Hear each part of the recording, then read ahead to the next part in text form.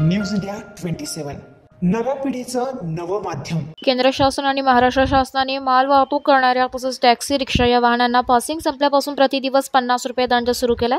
या वाढत्या दंडाच्या विरोधात जिल्ह्यातील सर्वपक्षीय वाहतूक सेवेतील सर्व चालक मालक संघटनेच्या पदाधिकाऱ्यांची महत्त्वाची बैठक। शिवसेना उपनेते श्रमिक सेनेचे संस्थापक अध्यक्ष सुनील भाऊ बागुल, श्रमिक सेना जिल्हा प्रमुख अजय बागुल, श्रमिक सेना उपमहानगर प्रमुख मामाजी राजवाडे, श्रमिक सेना जिल्हा कार्याध्यक्ष बाळासाहेब पाठक, युवा नेते शंभूराज बागुल यांच्या प्रमुख उपस्थितीत हुतात्मा स्मारक येथे बैठक संपन्न झाली आहे। रिक्षा तसेच टॅक्सी चालकांना येणाऱ्या समस्या तसेच सरकारकडून होणारा जाचकाठी यांच्यावर बैठकीत चर्चा करण्यात आली आहे। तसेच येत्या मंगळवारी परिवहन आयुक्त यांना निवेदन देण्याचं ठरवण्यात आलं आहे। निवेदनानंतर आंदोलनाची पुढील दिशा ठरवण्यात येणार आहे। रिक्षा चालक तसेच टॅक्सी चालक यांच्या मागण्या मान्य न झाल्यास चक्का जाम करण्याचा देखील इशारा या बैठकीत देण्यात आला आहे। मंगळवारनंतर जिल्ह्यातील सर्व रिक्षा टॅक्सी चालक चक्का जाम आंदोलन करण्याचा तयारीत आहे। नाशिक शहरातील नाशिक जिल्ह्यातील जेवढ्याही युनियन आहे, रिक्षा असतील, टॅक्सीच्या असतील, हॉकरच्या असतील, त्याच पद्धतीने ट्रक चालक मालक संघटना असेल,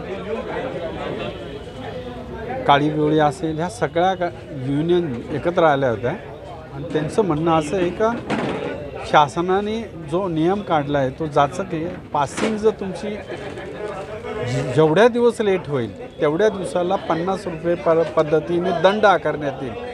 मग बऱ्याच अडचणी असतात, काहींजवळ पैशाची त्रुटी असते, काहींना आजारपण असतं, काहींच्या कुटुंबामध्ये काही अडचणी असतात, कोणाचा नवरा मेलेला असतो आणि त्याच्यामुळं गाडी जर लेट पासिंग झाली तर त्या गाडीला 50 रुपयाप्रमाणे येणारा जो दंड आहे तो 1000 रुपये, 5000 रुपये, लाख रुपयापर्यंत पण जाऊ शकतो। तो जाचक दंड रद्द करावा याकरता सगळ्या युनियन एकत्र येऊन शासनाला एक आंदोलन उभं करतील आणि शासनाला त्याच्याबद्दल निवेदन देतील। किती दिवस भाऊ, किती काय तारीख आपण आंदोलनाची निश्चित केली आणि कशा पद्धतीने? नाही, आता पहिल्यांदा तर आम्ही ह्या मंगळवारी मुंबईला RTOचे मेन प्रादेशिक अधिकारी आयुक्त त्यांना जाऊन निवेदन देणार आहे आणि त्याच्यानंतर मग नाशिक जिल्ह्यामध्ये आंदोलनाची रूपरेषा ठरवणार। संपूर्ण महाराष्ट्रामध्ये आणि नाशिक जिल्ह्यामध्ये शासनाने जो अन्यायकारक निर्णय घेऊन या देशातील, या महाराष्ट्रातील आणि नाशिक जिल्ह्यातील रिक्षा टॅक्सी टेम्पो चालक व्यवसाय करणाऱ्या रिक्षा टॅक्सी टेम्पो चालकांना जो देशोधडीला लावण्याचा जो निर्णय घेतलेला आहे त्याबद्दल मी प्रथम श्रमिक रिक्षा टॅक्सी टेम्पो चालक संघटनेच्या वतीने या प्रशासनाचा जाहीर प्रथम निषेध करतो। या देशामध्ये आणि या राज्यामध्ये जर कधी असा जाचक निर्णय घेऊन जर कधी तुम्ही अंमलबजावणी करणार असाल तर या शहरातील, या देशातील सर्व रिक्षा टॅक्सी टेम्पो चालक हा गोरगरीब घराण्यातला आहे।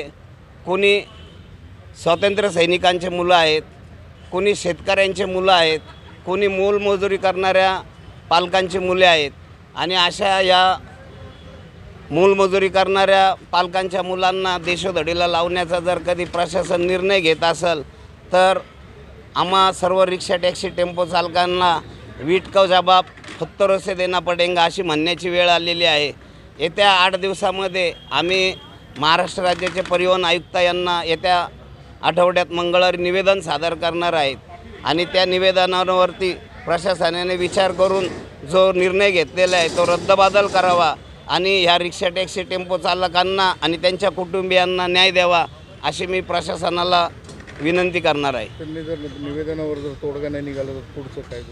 या संपूर्ण महाराष्ट्र राज्यामध्ये चक्का जाम आंदोलनाची हाक आम्ही नाशिक शहरातून दिलेली आहे आणि त्याची सुरुवात श्रमिक सेनेचे संस्थापक अध्यक्ष सुनील भाऊ बागुल यांच्या आदेशाने या शहरामध्ये आम्ही करू आणि ती आग या संपूर्ण महाराष्ट्रात आणि देशभरामध्ये फिरल्याशिवाय राहणार नाही।